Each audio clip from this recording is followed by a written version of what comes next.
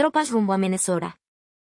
El país que se jacta de ser el faro de la democracia acaba de poner en pie de guerra a unos 1.500 soldados para un posible despliegue interno, no en Kabul ni en Bagdad, sino en las mismísimas calles de Minneapolis, donde las protestas contra el terror del ICE no dejan de crecer.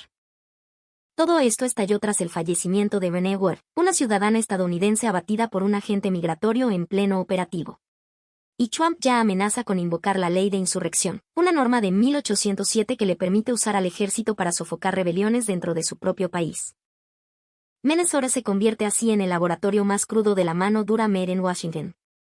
Los detalles a continuación, aquí en Voz de la Patria Grande. Minnesota está que arde en protestas y en Washington ya afilan las botas militares. Mientras las calles de Minneapolis se llenan de carteles contra las deportaciones y el terror del ICE, en el Pentágono ya hay órdenes claras. El próximo movimiento será de uniforme, no de diálogo.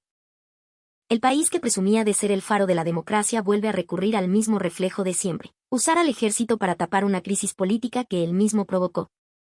Trump desempolva viejas leyes de excepción y las presenta como la receta mágica para restaurar un orden que su propio gobierno ha destruido. Según revelan medios estadounidenses, el Pentágono ha puesto a unos 1.500 soldados activos bajo órdenes de prepararse para desplegarse en Minnesota, listos para entrar en acción. Y si las manifestaciones contra la campaña de deportaciones se intensifican, no serán simples ejercicios. Es una prealerta militar sobre territorio propio. Trump amenaza con algo todavía más grave, invocar la ley de insurrección, una norma federal que le permite desplegar al ejército o federalizar a la Guardia Nacional dentro de Estados Unidos para sofocar levantamientos internos, esquivando los límites de la ley Posse Comitatus. Esa ley, nacida en 1807, fue utilizada en momentos críticos de la historia estadounidense, desde la Guerra de Secesión hasta los disturbios de Los Ángeles en 1992. Siempre se presentó como un recurso extremo. Ahora, Trump lo agita como si fuera una simple carta más en su baraja electoral. El propio texto permite activarla cuando existan obstrucciones ilegales, combinaciones o asambleas o rebeliones contra la autoridad federal, facultando al presidente para usar a las Fuerzas Armadas para hacer cumplir esas leyes o suprimir la rebelión. Es decir, puede convertir una protesta civil en un enemigo interno con un simple decreto. En este caso, el detonante tiene nombre y apellido: Renee Ward, ciudadana estadounidense abatida por un agente del ICE en Minneapolis. Desde ese momento las marchas se multiplicaron, los barrios se llenaron de indignación y Minnesota pasó de ser un estado del norte a símbolo del hartazgo nacional. Lejos de responder con justicia y reformas, Trump reaccionó como un presidente sitiado. Envió cerca de 3.000 agentes federales a Minneapolis y St. Paul, reforzando la presencia del aparato represivo en ciudades gobernadas por demócratas. A las comunidades les mandan gases lacrimógenos, a los militares, órdenes de lista de espera. La narrativa oficial habla de combatir el crimen y proteger propiedades federales, pero líderes locales acusan a la Casa Blanca de exagerar la violencia para justificar una presencia militar que, en la práctica, convierte las calles en un laboratorio de control social con uniforme y fusil. No es casualidad que todo ocurra en pleno ciclo electoral. El crimen contra Renee Ward colocó a ICE en el centro de la campaña de mitad de mandato, rompiendo el guión del 2024, cuando los demócratas se movían a la defensiva ante la retórica antiinmigrante de Trump. Ahora la furia social los empuja a tomar postura. En todo el país, candidatos demócratas expresan su indignación frente a las tácticas del ICE y prometen limitar su poder tras este y otros episodios de escalada. Pero mientras los discursos se radicalizan frente a las cámaras, reaparecen las viejas fisuras internas: reformar, recortar o abolir por completo la agencia migratoria.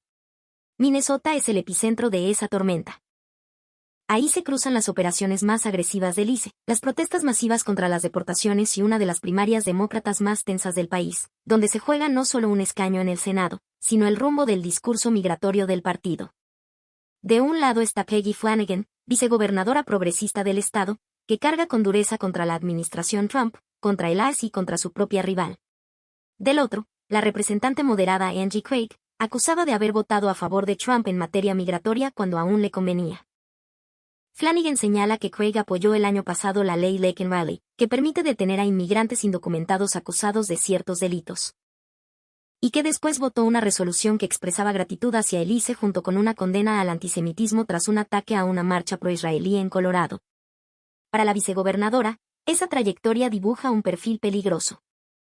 Hay una línea divisoria entre esa primera votación y la situación actual, apuntó, Y remarcó que esta contienda define si Minnesota tendrá un senador estadounidense fiel a sus valores y principios o alguien que vote con los republicanos y Donald Trump cuando sea políticamente conveniente. Craig no se queda callada. Acusa a Flanagan de convertir su campaña al Senado en el foco ahora mismo, cuando debería unirse a mí para luchar contra la administración Trump y la ilegalidad de Kristi Noem, la actual secretaria de Seguridad Nacional.